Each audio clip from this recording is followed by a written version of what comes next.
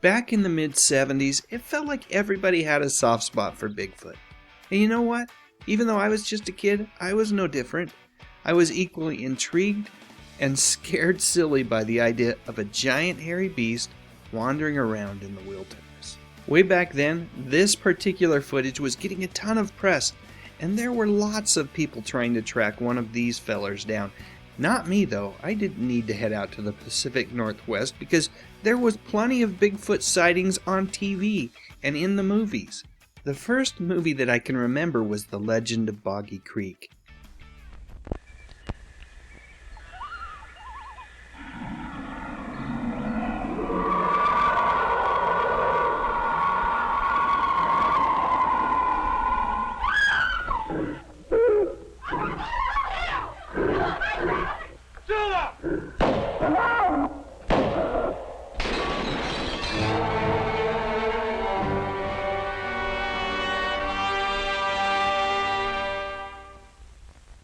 After seeing that movie, I had nightmares for days, and I also developed an irrational fear of going downstairs into our unfinished basement.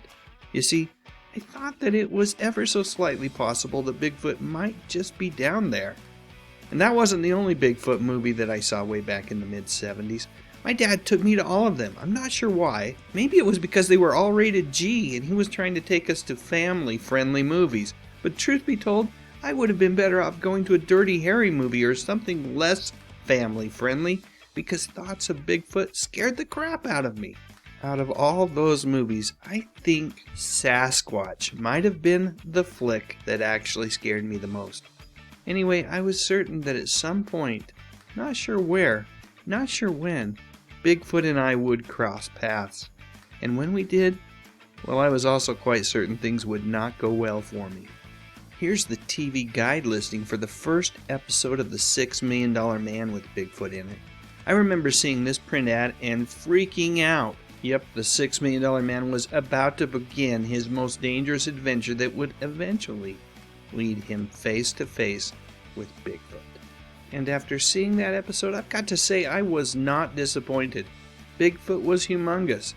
And that clash with Steve and Bigfoot, holy cow, it was epic. By the way, I love the tunnel which led to Bigfoot's hideaway. Super cool, and apparently at the time a new addition to the Universal Studios tour. Initially the attraction was inspired by another movie, but once this episode aired, it would be associated with the $6 Million Man for almost 2 decades. Another one of the really neat things about those episodes during Season 3 was the casting of Bigfoot. Years later, I would shout and boo at Andre the Giant in person as he battled Hulk Hogan at a WWF event at the Salt Palace here in Salt Lake City. And a few years later, I would fall in love with him as an actor in one of my all-time favorite movies, The Princess Bride. Getting back to late 70s TV, I knew Bigfoot mania was in full swing when Leonard Nimoy tackled the subject in an early episode of his great documentary series In Search Of. Even Shazam's female counterpart, Isis, got into the act when the students of Andrea Thomas's school thought that someone or something huge was living in the local mountains. When some of the students think it's the legendary monster Bigfoot, she decides to investigate. Of course, at the end of the day, we all learn a valuable lesson about acceptance and understanding. There's a well-known proverb that says, you can't judge a book by its cover. What that means is that you can't tell what something is like just by the way it looks. That's especially true of people. And then there was the Sid and Marty Krofft produced Bigfoot and Wild Boy. This show may actually be my favorite version of Bigfoot ever. Yep, the hairy dude is not only a superhero in this one, but he's also a kind, supportive, and caring adoptive father to Wild Boy. And I think the makeup and costume work on this show surpassed even what we saw on The $6 Million Man. To the big screen for a moment, The Legend of Boggy Creek was so popular that it spawned a number of sequels, but the best one of the bunch was 1977's Return to Boggy Creek, which must have had a bigger budget than the original because Don Wills and Dana Plato were part of the cast. What kind of crazy place is this? Does somebody live here? Yeah. The monster! The all-new Return to Boggy Creek, the family adventure picture of the year. Are you too scared to come back? return to Boggy Creek.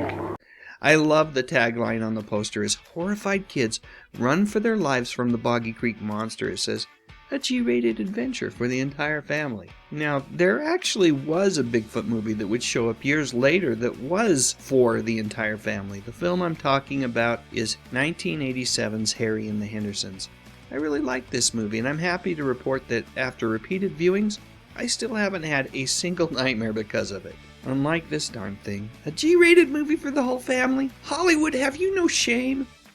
Getting back to Harry and the Hendersons, that movie was so popular it spawned a TV series that ran for a couple of seasons during the early 90s. Folks, I could go on and on, but since I talk about TV shows and movies from the 50s through the 80s, I'll stop there. Alright, now it's your turn. Please share your Bigfoot memories in the comments section. While you're at it, if you enjoyed this video, I would appreciate a thumbs up. Maybe even consider subscribing to my little channel. Like I said just a moment ago, I talk about music, movies, and mostly TV from the 50s, 60s, 70s, and 80s. You know, the good stuff. But most importantly, and as always, thank you so much for watching.